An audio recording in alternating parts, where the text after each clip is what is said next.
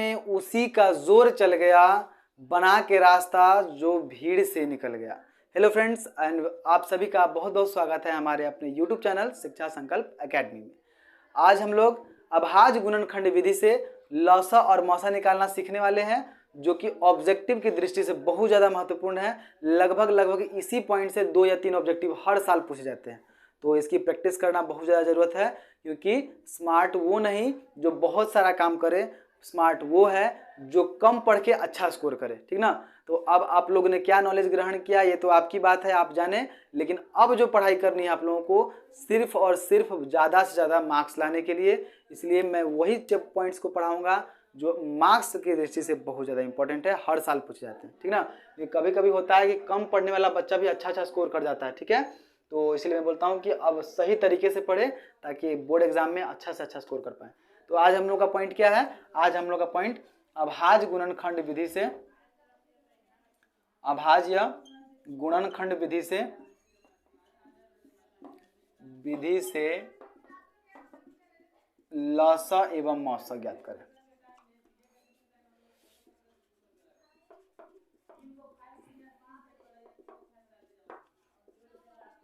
वैसे तो ये पॉइंट्स क्लास 6 और 5 के बच्चों के लिए है। आप लोग के मन में कभी कभी आता होगा कि क्लास 10th में कितना आसान दिया गया। अभी शुरुआत है बच्चों, आगे बढ़िए तो आपको पता चलेगा। ये आसान सिर्फ उन बच्चों के लिए दिया गया है जो बच्चे मतलब बहुत कमज़ोर होते हैं और किसी तरह पास कर जाएं, उन लोगों के लिए ये सब चैप्टर है। सरकार भी चाहती है कि मेरा कम से कम बच्चा फेल हो, और इसीलिए कुछ चैप्टर जानबूझकर ऐसे बनाए गए हैं जो बहुत हल्के होते हैं, जिस पर थोड़ा ध्यान देकर कोई भी बच्चा पास आसानी से कर सकता है, ठीक ना। इसलिए पास कराने के लिए ये सब चैप्टर दिया गया है, बहुत आसान है। और टॉपर जो है इस चैप्टर का यूज़ अपना नंबर को बढ़ाने में करते हैं, ठीक है। तो आप भी टॉपर बनिए, इन जो चैप्टर्स हैं उसको ध्यान से पढ़िए ताकि आप अच्छा स्कोर कर पाएँ। तो सबसे पहले देखिए, बहुत ईजी है मेरे हिसाब से, तो पहले से आपको आता होगा, फिर भी रिवाइज कर लीजिए। अगर अभाज्य गुणनखंड विधि से लौसा और मौसा निकाला जाए, मान लीजिए दे देते हैं 8 एवं 102 ले लेते हैं, 102 या 104 ही ले लेते हैं, 104 106 ले लेते हैं, ठीक है 106, कुछ भी ले लेंगे, उसका आपकी मर्जी, आप ले लो। 8 एवं 106 ले लेंगे। सबसे पहले क्या करेंगे, क्योंकि अभाज्य गुणनखंड है इसीलिए पहले हम इसका अभाज्य गुणनखंड निकालेंगे। क्या सर इसके सामने निकालेंगे? जी नहीं, आपको अलग निकालना है, ठीक है। पहले आप 8 का अभाज्य गुणनखंड निकाल लीजिए। 2 से करेंगे, कितना बार में आएगा? 4 बार में आएगा। फिर 2 लगाएंगे, फिर कितना बार में आएगा? 2 बार में आएगा, ठीक है। यानी 8 के सामने हम क्या लिखेंगे? 2 गुणा 2 गुणा 2, ठीक है। और उसके बाद में 106 का निकालेंगे हम लोग। 106 कितना? पहले 2 से करेंगे तो आ जाएगा कितना बार में? 53 बार में, ठीक है 53। अब क्या 53 किसी भी चीज के पहाड़ा में आता है? 53 क्या किसी संख्या के पहाड़ा में आता है? आई थिंक नहीं, 53 किसी भी संख्या के पहाड़ा में नहीं आता है। 53 एक अभाज्य संख्या है ना। 53 क्या है? एक अभाज्य संख्या है, ठीक है। तो हम लोग यहाँ पे लेंगे 2 गुणे 53, 2 गुणे 53। मौसा तो कुछ करना ही नहीं है, मौसा में आपको सिर्फ यही देखना है कि दोनों में कौन है, दोनों में कौन है, कॉमन कौन है, जो कॉमन होगा वही आपका मौसा होगा। मौसा बराबर 2, मौसा बराबर 2 निकल गया, कोई दिक्कत नहीं है, मौसा बराबर 2 निकल गया। लेकिन लौसा निकालना थोड़ा सा मुश्किल जरूर है, ठीक ना। लौसा में हम लोग क्या करते हैं, लौसा में पहले आपको देखना है कि कौन कौन सा संख्या यहाँ पर आया है। अगर मैं देखूं तो इसमें 2 और 53 आए हैं। कौन कौन आए हैं? 2 और 53। यहाँ पर पहले लिख लेंगे 2 और 53, ठीक है 2 और 53। अब हमें ये देखना है कि 2 कहाँ कहाँ आया। पहला लाइन इस लाइन में आया है और फिर इस लाइन में आया है। इस लाइन में जो है वह 2 3 बार आया है और यहाँ पर 1 बार आया है। तो आप सोचिए कि ज़्यादा वाला लेंगे या कम वाला लेंगे। हमेशा हमको ज़्यादा वाला लेना है, ठीक ना। हम ऊपर वाले को लेंगे 1 2 और 3, यानी इसके माथा पे हम लोग यहाँ पावर में कितना लिख देंगे? 3 लिख देंगे और इसी को सॉल्व कर देंगे। 2 का पावर 3 कितना हो जाएगा? हो जाएगा 2 गुणा 2 गुणा 2 और गुणा 53। सोच लीजिए 2 दूना 4, 4 दूना 8, 8 ते 24 का 4 हासिल 2, 8 पंचे 40 और 2 42, यानी 424 हो गया आपका मौसा। 424 हो गया आपका लौसा और मौसा हो गया आपका 2। मौसा कितना हो गया? 2, ठीक है, कोई दिक्कत नहीं है। चलिए अब हम लोग दूसरा एग्जाम्पल लेते हैं, 6 का एवं 20 का। इतना इजी क्वेश्चन है, बताइए। 6 एवं 20 का, ठीक ना। पहले आपको यहाँ पे 6 लिख देना है, फिर 20 लिख देना है, ठीक है। 6 का अभाज्य गुणनखंड निकाल लेना है, 20 का अभाज्य गुणनखंड निकाल लेना है। 6 का अभाज्य गुणनखंड कैसे निकालेंगे? यहाँ पर 2 3, बस, इससे ज़्यादा तो जाएगा नहीं, यानी 2 गुणा 3। अगर हम 20 का निकालें तो कैसे निकलेगा, 20 2 का 10 बार में फिर 5 बार में, यानी 2 गुणा 2 गुणा 5, ठीक ना। मौसा निकालने के लिए कॉमन देख लीजिए, ये रहा आपका मौसा के लिए, मौसा बराबर, मार्कर थोड़ा बेहतर ढंग से नहीं चल रहा, मार्कर हम लोग चेंज कर लेते हैं। मौसा क्या हो गया आपका, मौसा हो गया आपका 2, ठीक है। और अगर आपको लौसा निकालना है तो पहले आप देखिए लौसा लिख लीजिए। लौसा के बाद में पहले आप देखिए कौन कौन सा नंबर है इसमें, 2 है, 3 है और 5 है ना। 2, 3 और 5 को छोड़ के तो कोई है नहीं, 2 लिख देंगे, 3 लिख देंगे और 5 लिख देंगे। अब आपको थोड़ा देखना है कि 2 कितनी बार है, यहाँ पर 2 एक बार है, यहाँ पर 2 2 बार है।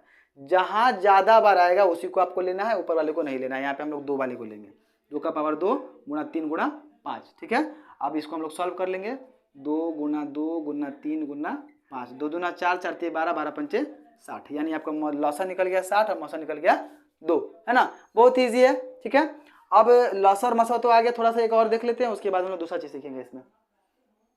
हाँ, एक बड़ा क्वेश्चन है 540, 805 और 990, ठीक है, दिया गया। इसको मिटा देते हैं हम लोग, मिटा दिए, ठीक है। दूसरा दिया क्या गया, दिया गया है आपका 540, 805 एवं 990। कुछ नहीं करना है आपको, लाइन बाय लाइन लिख लेना पहले, 805 990, बस। अब आपको पहले इसका अभाज्य गुणनखंड निकालना है। अभाज्य गुणनखंड निकालते वक्त बहुत ही ध्यान से निकालिएगा, गलती नहीं होना चाहिए। अभाज्य गुणनखंड गलत हो गया तो आपका क्वेश्चन भी गलत हो जाएगा और 1 2 नंबर आपका हाथ से निकल जाएगा, जो कि बहुत आसान है।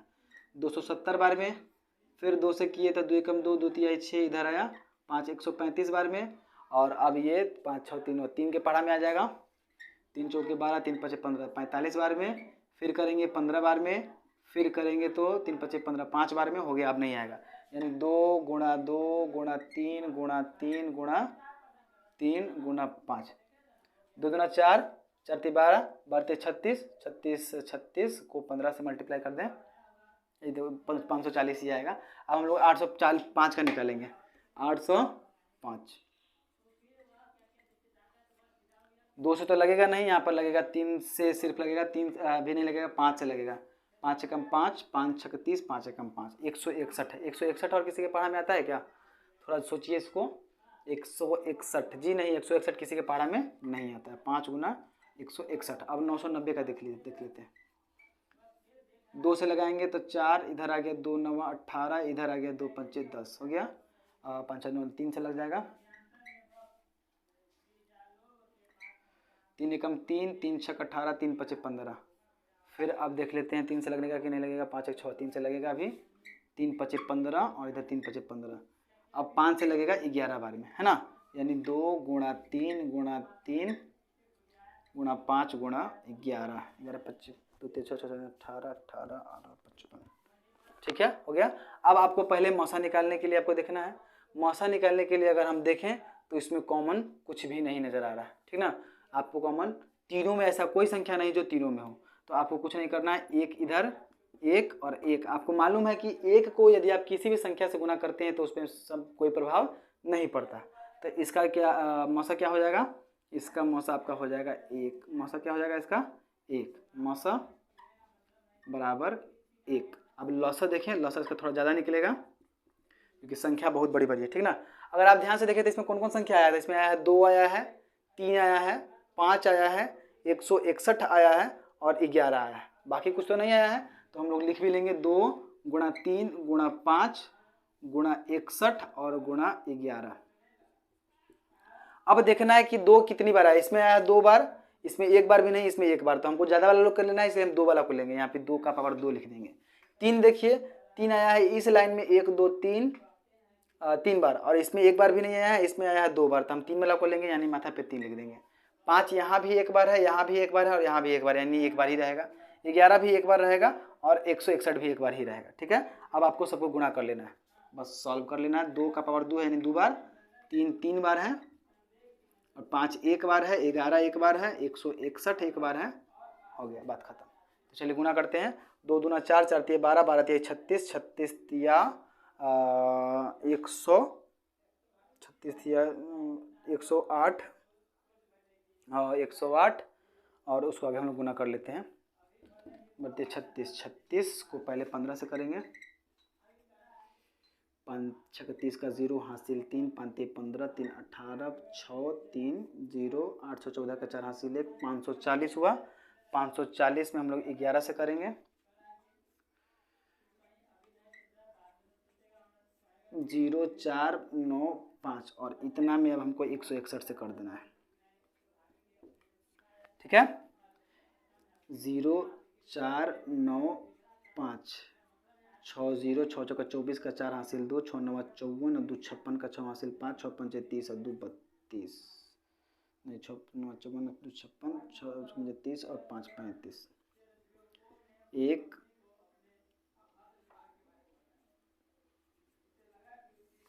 0 4 9 4 13 का 3 हासिल 1, 6 4 10, 10 6 16 का 6 हासिल 1, 6 9 15 का 5 हासिल 1, 3 8 1 9, 95 63 40 यानी 9,56,340।